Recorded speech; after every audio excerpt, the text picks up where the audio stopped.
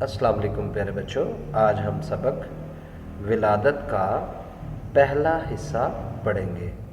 ولادت کا پہلا حصہ۔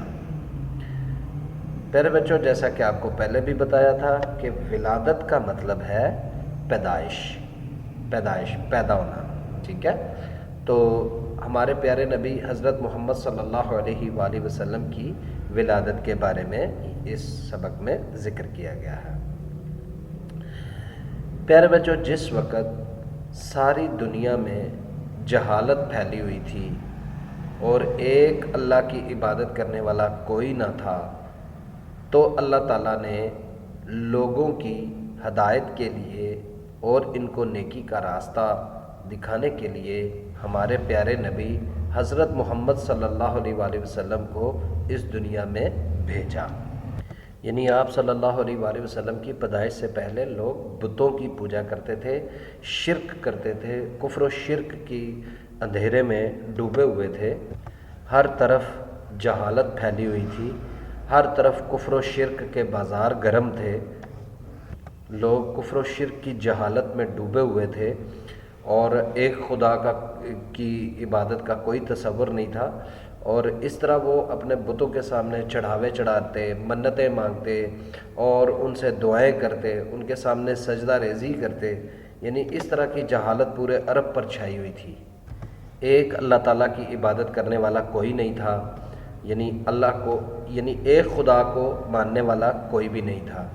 تو ایسی جہالت، ایسا یعنی وہ کفر و شرک کا جو تھا اندھیرا چھایا ہوا تھا پورے عرب پر۔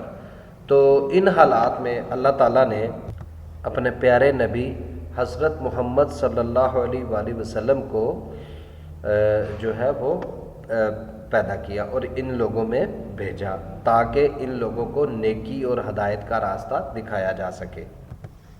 پیارے بچوں، بنو ہاشم یہ قبیلہ تھا، بنو ہاشم۔ بنو ہاشم عرب کے ایک مشہور قبیلے قریش کی ایک شاخ تھی۔ بچوں، بنو کہتے ہیں بیٹے اور ہاشم ہاشم کے، بنو ہاشم ہاشم کے بیٹے۔ یہ عرب کے ایک مشہور قبیلے قریش قبیلہ جو تھا اس کی ایک شاخ تھی۔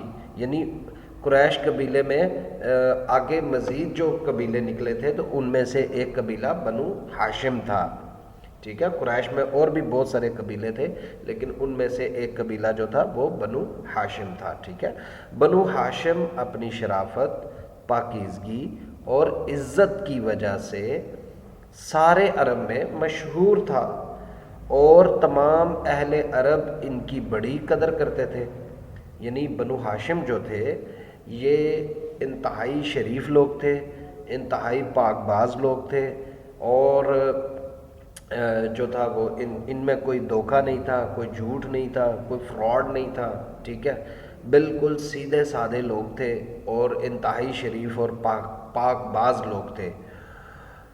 تو اس وجہ سے وہ پورے عرب میں مشہور تھے کہ بنو ہاشم جو ہیں یہ یہ ایک قریش کی ایسی شاخ ہے جو سب سے زیادہ شریف ہے، سب سے زیادہ پاکیزگی والے ہیں، سب سے زیادہ عزت والے ہیں۔ تو اس وجہ سے وہ پورے عرب میں مشہور تھے اور تمام اہل عرب ان کی بڑی قدر کرتے تھے۔ یعنی عرب کے سارے لوگ جو ہے وہ بنو ہاشم کی بہت زیادہ عزت کرتے تھے، بہت زیادہ ان کی قدر کرتے تھے، کیونکہ جہالت کے اس گٹا ٹوپ اندھیرے میں، اس جہالت کے دور میں بھی بنو ہاشم ایک ایسا قبیلہ تھا، ایک ایسا خاندان تھا جو لوگ نہایت پاکیزہ اور شریف لوگ تھے، نہ کسی کی لڑائی، نہ جھگڑا، نہ فساد۔ یہ خانہ کعبہ کے متولی بھی تھے اور اس طرح ان کی شرافت جو تھی وہ پورے عرب میں مشہور تھی۔ اس وجہ سے پورا عرب اس قبیلے کی بہت زیادہ عزت کرتا۔ اور ہمارے پیارے نبی حضرت محمد صلی اللہ علیہ وآلہ وسلم اسی معزز قبیلہ قریش میں 12 ربیع الاول کو پیر کے دن مکہ معظمہ میں صبح صادق کے وقت پیدا ہوئے۔ یعنی آپ صلی اللہ علیہ وآلہ وسلم قبیلہ قریش کے اسی خاندان بنو ہاشم میں 12 ربیع الاول کو ربیع الاول جو اسلامی مہینہ ہے پیارے بچوں، اس کی 12 تاریخ کو، یعنی 12 ربیع الاول کا مطلب ہے ربیع الاول کی 12 تاریخ کو، پیر کے دن، یعنی جس کو ہم منڈے کہہ سکتے ہیں، سوموار کا دن تھا۔ مکہ معظمہ یعنی مکہ مکرمہ میں صبح صادق یعنی سحری کے فجر سے پہلے، سحری کے وقت یا فجر کے وقت، صبح صادق کے وقت آپ صلی اللہ علیہ وآلہ وسلم پیدا ہوئے۔